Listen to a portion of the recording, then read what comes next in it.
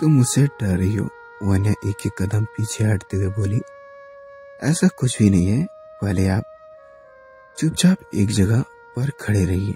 अगर मैंने ऐसा कुछ किया तो मैं आपसे दूर चली जाऊंगी। ये कहते हुए वन्या कमरे में ही इधर उधर भागने लगी। पर यच्छित से ज्यादा देर तक भागना आसान नहीं था उसकी फुर्ती के सामने। आखिर वन्या को हार मानना ही पड़ गया। यच्छित वन्या को अपनी गोद में उठाकर बेड पर लाकर पटक देता है और खुद उसके ऊपर आ जाता है। यच्छित के ऐसे करने से उसकी अचानक से बोलती बंद हो जाती है। वो उसे टीज करते हुए बोला, क्या कर रही हो? तुम मुझसे दूर चली जाओ। चलो मैंने तुम्हें पूरा मौका दे दूं। भागकर दिखाओ। वन्या को ऐसा शौक नहीं था बार बार अपनी एनर्जी वेस्ट करने को, इसलिए वह कुछ न करते हुए चुपचाप वहीं उसी पोजीशन में लेटी रही। यच्छित सीरियसली होते हुए बोला, हम मौका की। मैंने कहा था तुम हमारे लिए की पनिशमेंट मिलेगी, तो अब तुम्हें इसके लिए रेडी हो जाओ। ये कहते हुए वह अपने दांत वन्या के ओठों पर गड़ाने के लिए बिल्कुल रेडी था, जिसे देखकर ही वन्या ने कसकर अपनी आंख बंद कर ली, जैसे कि यच्छित को राक्षस हो और वो कोई मासूम सी लड़की। पर थोड़ी देर बाद जब उसे यच्छित की कोई हलचल मालूम नहीं हुई तो उसने अपनी आंख खोल ली। सामने देखा कि यच्छित उसके तरफ देखकर स्माइल कर रहा था, क्योंकि वन्या डरते हुए इतनी क्यूट लग रही थी कि यच्छित स्माइल किए बगैर रह नहीं पाया। वन्या उसकी तरफ घूरते हुए बोली, आप मुझे डरा रहे हो। पर वह उसका जवाब दिए बगैर उसकी तरह झुककर उसके होठों को किस करने लगा। वह बहुत आहिस्ते आहिस्ते से उसे किस करने लगा। उसकी किस इतनी सॉफ्ट और स्वीट था कि वन्या भी इस किस में बहकने लगी। उसे किस करता देख यच्छित पूरे पेंशन के साथ उसे किस करने लगा। उसने तब तक वन्या को किस किया जब तक उसकी सांसें भारी न होने लगी। वह उसके होठों को छोड़कर उसकी नेक पर किस करने लगा, जिससे वन्या की पकड़ उस पर कसती जा रही थी। उसे जी भर कर किस करने के बाद वो उसे रिलीज कर देता है और उससे कानों के पास आकर बोला, यार स्मेल मेक मी। कैसी आज यच्छित ने I will never wonder if I fool for you. आज यच्छित ने वन्या से अपने दिल की बात कह दी थी। वन्या ने उसे यह एहसास दिलाया कि सभी लड़कियां अवनी की तरह धोखेबाज नहीं होती। उसके लिए भी दुनिया में कोई है जो सिर्फ उसके लिए बनी है, जो कि उसकी केयर करती है, उसका ख्याल रखती है। खुद से भी ज्यादा वन्या यच्छित की लाइफ में एक्सीडेंटली आई थी।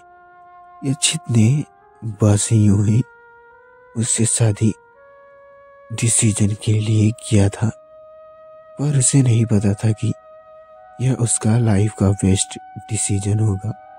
वन्या उसकी लाइफ में सारी खुशियां वापस ले आएगी। उसके बेटी की सगी माँ से भी बढ़कर उसे प्यार देगी। वन्या यचित की लाइफ में किसी मैजिक की तरह थी। वन्या अपनी टिमाती आंखों से यचित की तरह देखने लगी। उसे अपनी तरफ यूं देख यचित स्माइल करने लगता है।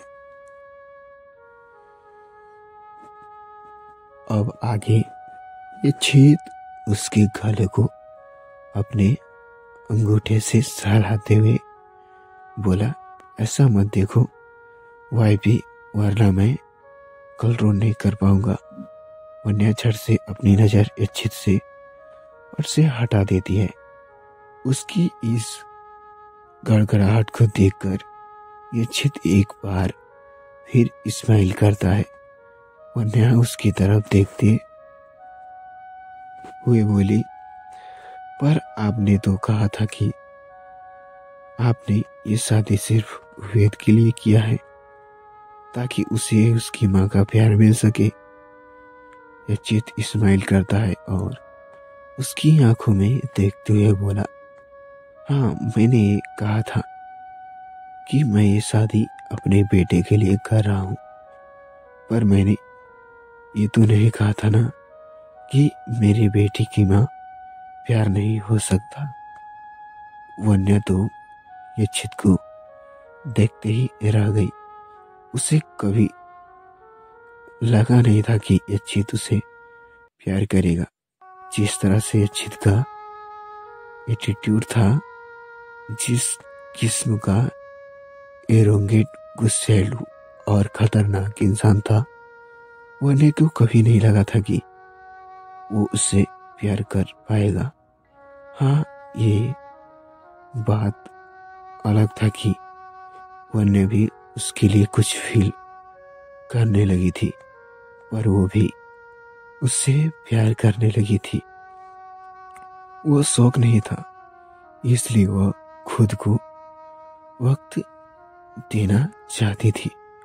पर यह बात सच थी कि यचित ने उसकी जिंदगी की कोई हुई खुशियां उसे वापस लौटा दी थी। उसने डैड के घर में डरती हुई वन्या से ये तक भूल गई थी कि खुशी कैसी रह जाता है। खुशी रहना तो दूर, उसे तो ये भी नहीं पता था कि वो इस दुनिया में एक्सजेल्ड भी करती है। उसे लग नहीं रहा था कि वह जिंदगी में कभी खुश रह पाएगी, और यचित ने उसे अपनी जिंदगी में लाकर वो सब कुछ दिया जिसकी वन्या हकदार थी। यचित का यह केयरिंग नेचर वन्या को बहुत पसंद आता है। वह न फिर एक अच्छा पति था, बल्कि एक अच्छा पिता भी, अच्छा बेटा, अच्छा भाई और एक अच्छा पोता भी था। यचित की बातों सुनकर वन्या टिमटिमाती आंखों से एक बार फिर उसे देखने लगी। यह देखकर यचित उसके ऊपर आ जाता है और उसके कान के पास आकर बोला, लगता है तुम मेरे इस रिश्ते में आगे बढ़ने के लिए तैयार हो तो हम आगे का प्रोग्रेस कंटिन्यू कर सकते हैं। यह कहने के साथ वह वन्या को एक नजर देख के जा रहा था, जो बड़ी बड़ी आंखों से उसे ही देख रही होती है।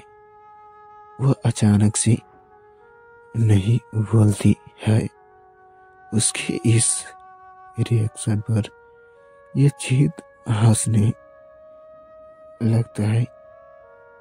उसने यह सब सिर्फ उसे डराने के लिए कहा था।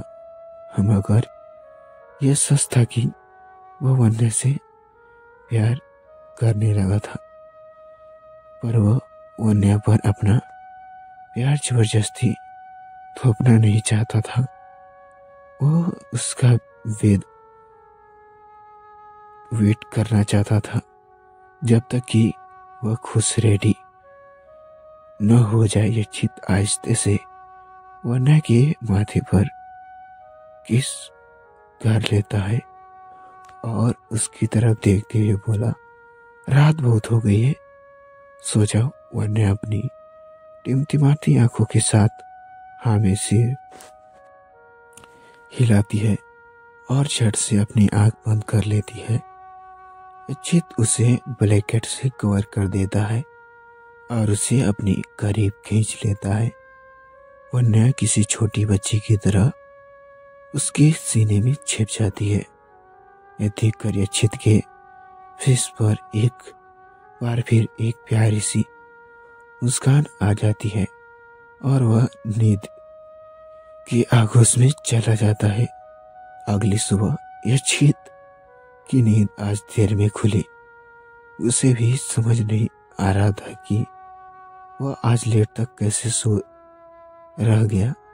जब उसकी आंख खुली तो वह अपने साइड में देखता है पर वन्य वहां नहीं होती है, पर पहले ही उठ चुकी थी। वह वेद के रूम में आ जाता है पर वहां भी वह नहीं होती। यक्षित को अब समझ आ गया था कि वन्य उसे कहाँ मिल सकती है। वह किचन में चला गया जहां वन्य ब्रेकफास्ट रेडी करने में लगी थी। उसके हाथों की बनी डिश की खुशबू में एक मैजिक था जो सबको अपने फैन बना लेता था। उसने लगभग सारे डिश रेडी कर लिए थे जब एक पेन से स्पून चल रही थी कि तभी यक्षित उसके पास पहुंचकर उसे पीछे से हक कर लेता है और अपना चेहरा उसके कंधे पर टिका देता है। उसके अचानक हक करने से वन्य थोड़ी चौंक जाती है क्योंकि अभी उसका पूरा ध्यान खाना बनाने पर था। फिर जब वह पीछे पलटकर देखती है तो उसकी सांसें में सांस आ जाती है। यक्षित उसके कान के पास आकर बोला, गुड मॉर्निंग वाइफी। वन्य भी उसे गुड मॉर्निंग विश करती है। वह दोबारा खाना बनाने में बिजी हो जाती है पर यक्षित अभी भी उसे बाहों में भरे हुए होता है। यह देखकर वन्य कसमसाते हुए उससे छोड़ने की कोशिश करती है और यक्षित अपनी पकड़ मजबूत करते हुए उसे जोर से पकड़ लेता है और कहता है, वह भी तुम थोड़ी देर ऐसे ही खड़ी रहो। शक्ति ना वन्य उस पर बिगड़ते हुए बोली, आप भी मुझे छोड़ेंगे नहीं तो कब से देख रही हूँ, बिल्कुल बच्ची जैसी हरकत कर रहे हैं। देखिए बेडरूम की बात अलग है, अगर कोई आ गया और हमें इस तरह देख लिया तो कोई क्या सोचेगा। ये छेद ब्रेक किंग से Louis, I don't care wifey, और मुझे कोई प्रॉब्लम नहीं है सबके सामने तुम्हें इस तरह होल्ड करने में, तो तुम अपना देख लो। वह नया चिढ़ते हुए बोली, ये चीज सीरियसली शर्म नाम की कोई चीज नहीं होती है ना। मैंने आपको हरकतों को नोटिस कर रही हूँ। दिनों दिन आप बहुत बेशर्म होते जा रहे हैं। अगर ऐसे ही चलता रह गया तो हमारा बेटा अपने डैडी से क्या सीखेगा? ये चीत मुन्ने की इस जिक्र पर इस्माइल करते हुए बोला, यही यही सीखेगा कि उसकी डैडी उसके माँ से कितना प्यार करते हैं। आई एम श्योर हमारे बेटे को ये जानकर बहुत खुशी होगी। वो नया अब क्या बोलती। अब तक ब्रेकफास्ट भी रेडी हो चुका था, इसलिए वह उसकी तरफ देखते हुए बोला, ब्रेकफास्ट रेडी है, जाइए जाकर फ्रेश हो जाइए। तब तक मैं वेद को भी रेडी कर कर आती हूँ। परीक्षित आज उसे छोड़ने के मूड पर नहीं था। वह अभी भी उसे हक किए हुए उसके कंधे पर अपना सिर चीन टिकाए हुए थे। उसे यूं शांत देख खड़ा देख वन्या उस पर बिगड़ते हुए बोली, ये क्या हरकत है? जाने लीजिए, मुझे और आप बच्चों की तरह क्या हरकतें कर रहे हैं? आपको ऑफिस नहीं जाना? अचित उसे हक किए हुए ही बोला, मैंने तुम्हें छोड़ दूंगा, लेकिन एक कंडीशन पर। और वे क्या है? मुझे मॉर्निंग किस चाहिए। ये चीत आप पागल हो गए हो? सच बोल बेबी, वरना तुम्हें आज दिन भर इसी पोजीशन पर खड़ा रखना पड़ेगा। और आई एम श्योर कि कभी थोड़ी देर में ही ब्रेकफास्ट के लिए पूछने के लिए सभी किचन में आ जाएंगे। आगे तुम खुद ही समझदार हो। वरना की ये चित पर गुस्सा आ रहा था, पर वह चाह कर भी उसे नहीं कर सकती थी। अगर उसने यह चित के मांगे पूरी नहीं की तो इनमेग्रेस होना उसे ही पड़ेगा। इसलिए वह खुद को प्यार करने लगी। ठीक है, मैं आपको किस करने के लिए रेडी हूँ, पर पहले आप मुझे छोड़ना पड़ेगा। उसकी बात सुनकर अचित उसे रिलीव कर देता है। वह उसके उल्टे की तरह बढ़ते हुए आहिस्ते से उसे किस करती है और बिजली की रफ्तार से वहां से भाग जाती है, क्योंकि उसे अचित पर पूरा भरोसा था। अगर वह वहां रुकी तो वह इसको लंबा खींच सकता है, और वह सबके सामने एम्बैरेस होना नहीं चाहती थी। अचित उसे भागता देख स्माइल करता है और अपने रूम की तरफ फ्रेश होने के लिए चला जाता है। वह नेवी वेद को रेडी कर देती है। सभी ब्रेकफास्ट करने के लिए नीचे आते हैं। ब्रेकफास्ट के बाद ये छेद आहिस्तिक थ्रू भाविक और एकांता सभी ऑफिस के लिए निकल जाते हैं।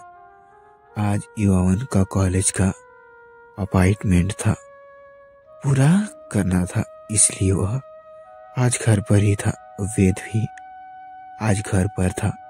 अनिल जी अपने रूम में थे, तभी वेद उसके कमरे में आ गया। उसे देखकर अनिल जी के फेस पर स्माइल आ गया। वेद उसने पास आते हुए बोला, दादू वेदांशा को तेलीज पल घूमने जाना है। अनिल जी स्माइल करते हुए बोले, टेरिस्ट पर नहीं बेटा, तुम गार्डन में चलते हैं। ओके प्लीज दादू, चलिए ना, हम टेलिस छह आसमान देखेंगे और तितलियों को भी वेद की जिद करने पर अनिल जी मान जाते हैं, पर उसे गोद में उठाकर लिफ्ट से होते हुए टेरिस पर आ जाते हैं। आज नीला आसमान बहुत सुंदर लग रहा था। टेरिस में डिफरेंट फ्लावर के पौधे भी लगे हुए। हेलो फ्रेंड्स, ये स्टोरी कैसी लगी कमेंट करके जरूर बताएं। तो फ्रेंड्स, अगर आप हमारे चैनल पर नए हैं तो चैनल को सब्सक्राइब करके बेल आइकन को ऑल पे प्रेस कर दीजिए, ताकि कोई भी वीडियो नोटिफिकेशन आपको सबसे पहले मिले। तो फ्रेंड्स चलिए, आप लोग को बता दूं, बेपनाह प्यार हुआ था वो स्टोरी दो दिन तक रेस्ट में है। तो फ्रेंड्स, मैंने आप लोग को कहा था मुझे प्यार हुआ था स्टोरी आ गया है। तो फ्रेंड्स, वो स्टोरी कल पड़ेगा और बेपनाह प्यार वाली आज पड़ेगी। तो कल से 2-3 दिन रेस्ट रहेगा बेपनाह प्यार का। तो फ्रेंड्स चलिए, ये वीडियो यहीं तक समाप्त करते हैं, ताकि और कोई पार्ट देख लें। और ये वीडियो कैसी लगी कमेंट करना मत भूलें। तो फ्रेंड्स, चैनल पर नए तो सब्सक्राइब जरूर से जरूर कर लें। Thank you for watching.